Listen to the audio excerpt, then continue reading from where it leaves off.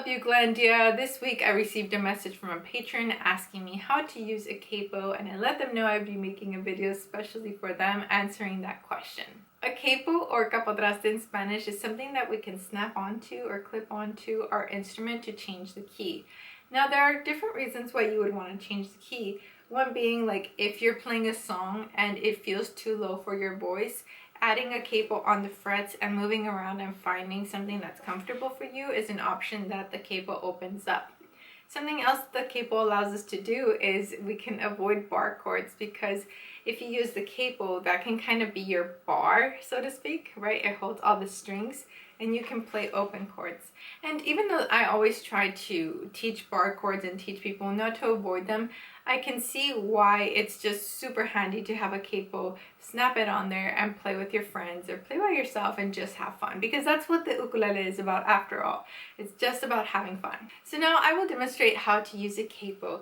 Let's play the chord progression C, A minor, F, and G7 together. This is the Stand By Me chord progression. And then we'll be adding a capo to change the key. 1, 2, 1, 2, key of C.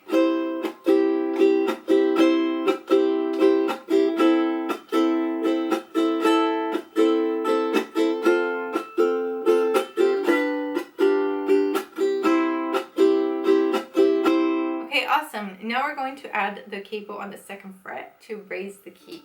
1, 2, 1, 2, ready, go.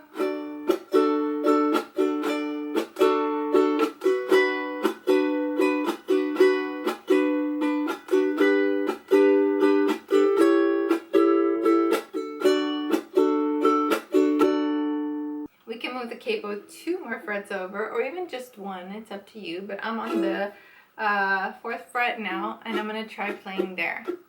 1, 2, ready, go.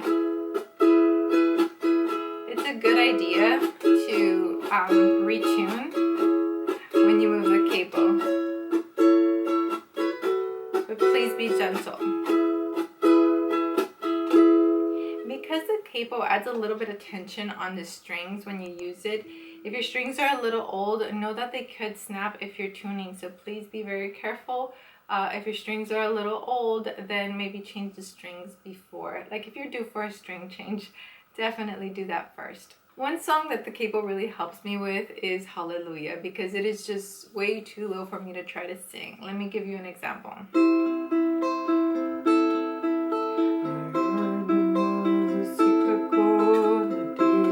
It's way too low.